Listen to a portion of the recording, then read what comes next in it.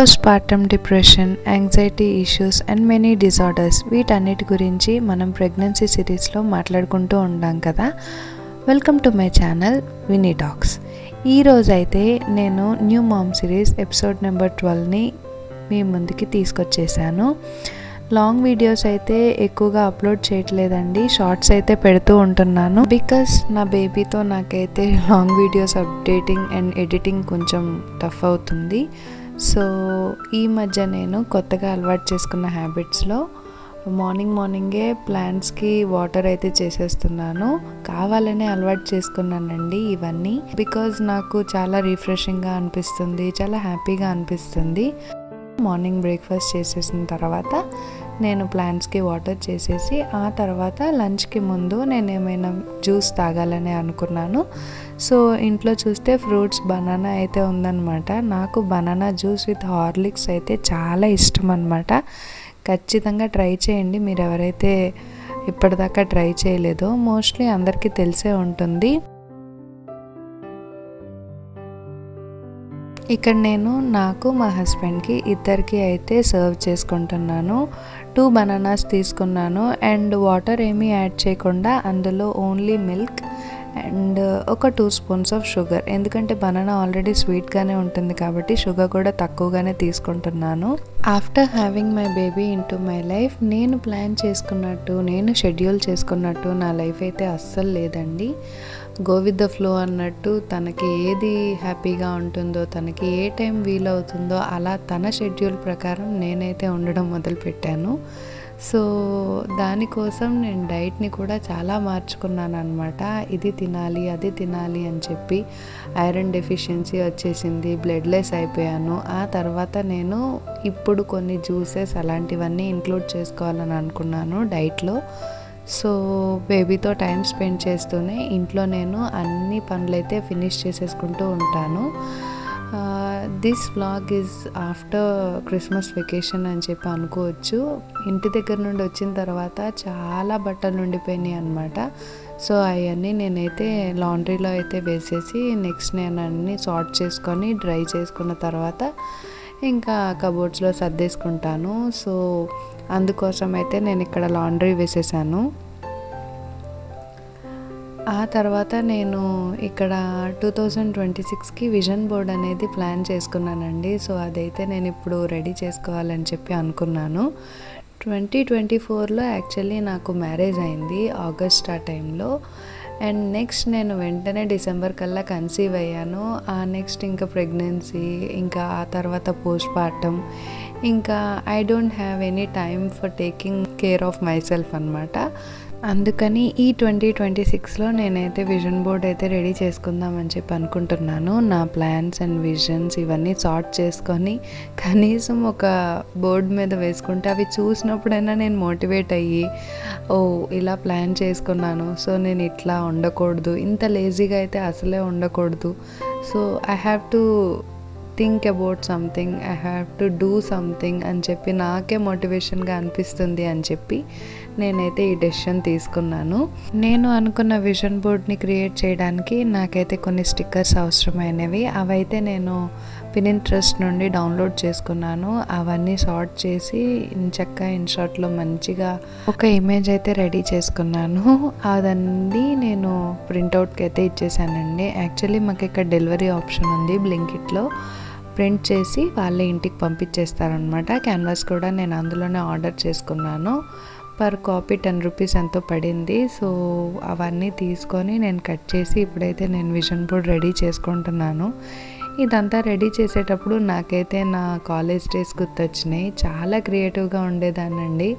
ఏదైనా చిన్న project work ఇచ్చారంటే దాన్ని ఫ్రంట్ పేజ్ డెకరేషన్కి నేను ఖచ్చితంగా ఒక డే మొత్తం ఆలోచించేదాన్ని. ఆ స్కెచ్తో వేయాలి, ఈ పెయింట్తో వేయాలి, ఈ కలర్ పెన్ ఉపయోగించాలి అని చెప్పి నాకైతే క్రియేటివ్నెస్ బాగా ఎక్కువ అని చెప్పి అనుకోవచ్చు. ఇంకా కలరింగ్ ఇలాంటివి అయితే, క్రాఫ్ట్ వర్క్ చాలా చాలా ఇంట్రెస్ట్గా చేసేదాన్ని. సో వై నాట్, అందుకనే నేను మళ్ళీ రీస్టార్ట్ చేద్దామని చెప్పి అనుకుంటూనే ఇవన్నీ విజన్ బోర్డ్లో వేసుకుంటున్నాను. సో మీరు చూస్తున్నారు కదా ఎలా అనిపించింది నా విజన్ బోర్డ్. మీకు నచ్చితే ఖచ్చితంగా కామెంట్ చేయండి.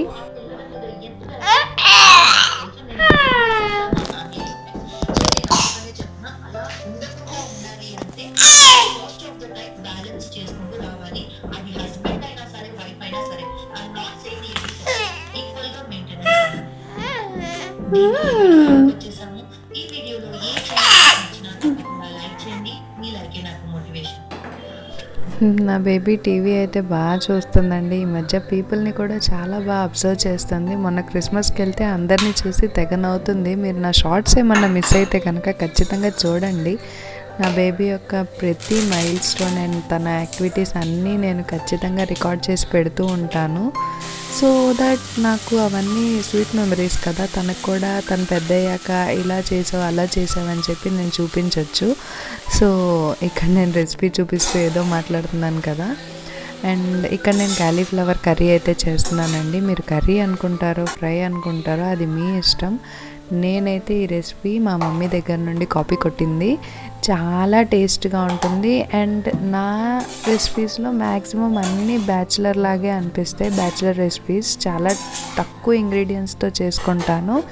అండ్ టమ్మీ ఫిల్లింగ్ చాలా బాగుంటాయి అన్నమాట. మీరే చూసారు కదా, జస్ట్ కొంచెం ఆయిల్ వేసుకున్న తర్వాత పోపు వేసేసుకొని అందులోనే కరివేపాకు, నెక్స్ట్ క్యాలీఫ్లవర్ వేసుకున్నాను. ఆ తర్వాత పసుపు అండ్ సాల్ట్ వేసి మగ్గించిన తర్వాత టొమాటో యాడ్ చేసుకుంటున్నాను ఇక్కడ.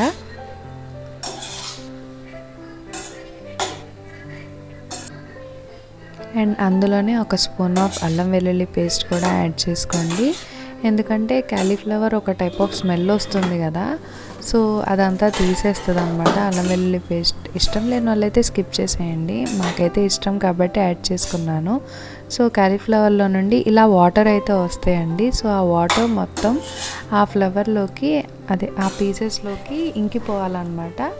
సో దట్ అప్పుడు మనకి ఆ సాఫ్ట్నెస్ అనేది కర్రీకి యాడ్ అయ్యి చాలా టేస్ట్గా ఉంటుంది కర్రీ అనేది. సో నెక్స్ట్ నేను ఒక 5 minutes ఆగాక వచ్చి చూస్తే వాటర్ మొత్తం పీల్ చేసుకుంది. ఆ నెక్స్ట్ నేను అందులోకి కారం అండ్ కొంచెం ధనియా పౌడర్ వేసాను అంతే. ఇందులో నేను ఆనియన్ వేయలేదు, పచ్చిమిరకాయలు వేయలేదు, వెల్లుల్లిపాయలు వేయలేదు, ఏమీ వేయలేదు. But the curry is very delicious. మీరు ఒక్కసారి ట్రై చేసి చూడండి. ఎంత సింపుల్గా ఉంటుందో అంతే టేస్టీగా కూడా ఉంటుంది. నాకైతే చాలా చాలా ఇష్టం. అమ్మని అడిగి మరీ ఫోన్ చేసి రెసిపీ కనుక్కొని నేర్చుకొని మరీ చేసుకున్నాను.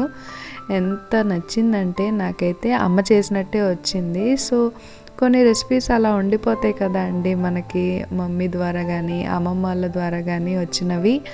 అలా ఆ టేస్ట్ని మనం మళ్ళీ కాపీ కొట్టి చేస్తే సేమ్ అలాగే వస్తే చాలా హ్యాపీగా ఫీల్ అవుతాం కదా. అండ్ ఇక్కడ చూసారా మీరు, పీస్ కూడా ఎంత సాఫ్ట్గా కుక్ అయిందో. ఫ్యూ మెమరీస్ అయితే పెడుతున్నాను అనమాట. అమ్మమ్మ వాళ్ళ ఇంటికి వెళ్ళినప్పుడు నా విద్యు తల్లి ఎలా అయితే వాళ్ళతో ఎంజాయ్ చేసింది అని చెప్పి. ఈ వ్లాగ్ మీకు నచ్చుంటే ఖచ్చితంగా సబ్స్క్రైబ్ చేసుకొని వెళ్ళండి, లైక్ చేసి వెళ్ళండి. And meet you in the next vlog guys. By by. Thanks for watching.